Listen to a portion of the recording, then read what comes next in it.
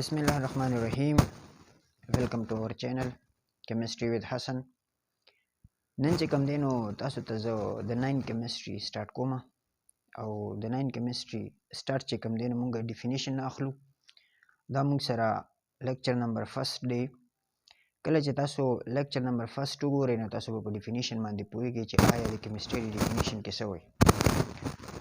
chemistry definition کې موږ ته موږ وګورو موږ ته simple definition په کتاب کې لیکل شوی دی چې chemistry deal with the structure, composition and properties of matter, the change occurring in the matter and the law and principle under which these changes occur.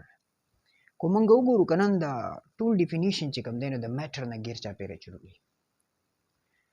بهر حال موږ فرست راځو matter طرف ته چې matter څه څیز دی. کو تاسو وګورئ نو میټر موږ سره هغه څیز دی چې هغه وزن لري او ځای نیسي، یا به هر حال زه به سمپل دا وایم چې هغه د ایټم نه جوړي نو هغې ته موږ څه وایو میټر. صحیح ده. بیا په دې کې چې کله تاسو میټر وپېژاندئ نو میټر چې کوم سټرکچر دی چې آیا میټر څنګه جوړ دی، مطلب زه به دا وایم چې دا میټر د کوم څیزونو نه جوړ دی. صحیح ده. بیا به د کمپوزیشن یعنی بناوټ وګورو چې دا کومې طریقې سره کمباین شوي دي او دا د دې بناوټ څنګه دی. سیده بیا به موږ وګورو چې د پراپرټیز څه دي. پراپرټیز مطلب دا دی چې د ده خصوصیات څه دي، آیا دا لیکویډ کې دی، ګیس کې دی، څه کې دی دا میټر.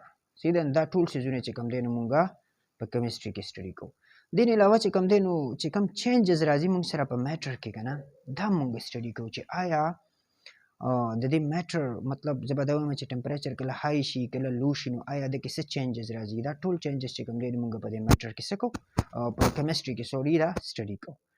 دې نه علاوه چې کوم دی موږ سره کوم لاز دي، کوم اصول دي، قوانین دي، کوم اصول دي هغه چې کوم دی موږ څه کوو او د دې مختلف ساینټسټ دي هغې په دې کې کارونه کړي دي او میټر باره کې هغې مختلفې خبرې کړي دي هغه چې کوم دی موږ سټډي کوو. او دې نه علاوه چې په دې کې کوم چینجز راځي هغه خو تاسو ته ما ډسکس کړو چې هغه موږ په میټر په کیمستري کې څه کوو سټډي کوو. دې نه علاوه چې کوم دی موږ وګورو که نه په دې ډیفینیشن کې موږ ته درې خبرې کوي. فرسټ ون میټر. میټر چې کوم دی نو زه به تاسو ته سمپل دا خبره وکړم چې هر هغه څیز چې وزن لري او ځای نیسي هغې ته موږ میټر وایو.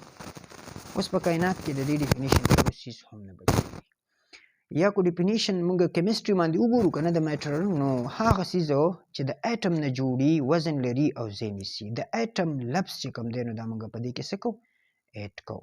صحیح ده. اچھا جی بیا ورپسې موږ ګورو د دې میټر کمپوزیشن د دې بناوټ ګورو چې آیا دا میټر موږ سره څنګه جوړ دی، د ده بناوټ یعنی جوړېدلو طریقه څنګه ده. بیا د پراپرټي سټډي کوو. پراپرټي مطلب دا دی چې آیا دا څیز لیکویډ کې دی، ګیس کې دی، سالډ کې دی، خصوصیات یې څه دي. صحیح ده. دې نه علاوه چې کوم دی د ده موږ سټرکچر سټډي کوو چې آیا په دې کې کوم څیزونه داسې کمباین شوي دي کومې طریقې سره هغه موږ ډیټیل سره چې کوم دی دا په کیمستري کې سټډي کوو. او لاز اینډ پرنسپل د دې چې کوم قوانین دي او کوم اصول دي چې د هغې په وجه باندې په دې کې چینجز راځي هغه چې کوم دی موږ د کیمستري کې څه کوو سټډي کوو. به هر حال دا ډیفینیشن ستاسو دپاره امپورټنټ دی او دا ما سره لیکچر نمبر فرست دی. زه به دا وګورم چې په دې ډیفینیشن باندې تاسو پوه شئ نو تاسو به په کیمستري باندې څه کړئ ښه په اسانتیا سره پوهیږئ. نو امید لرم زما دا ویډیو چې کوم دی نو ښه ډیټیل سره ګورئ او زه به دا ووایم چې زه به تاسو ته 9 کیمستري د سیل نه سټارټ کوم دا کرنګې ښه ډیټیل سره لیکچر نمبر فرست او دا کرنګې سیکنډ تھرډ چې تر څو ما کیمستري نه ختمه کړي تر هغې به چې کوم دی نو دا زه لیکچر کنټینیو ساتم. سو تھینک یو. چینل چې کوم دی نو سبسکرایب کړئ او ویډیو چې کوم دی نو لایک هم کړئ او شیر یې هم کړئ. السلام علیکم.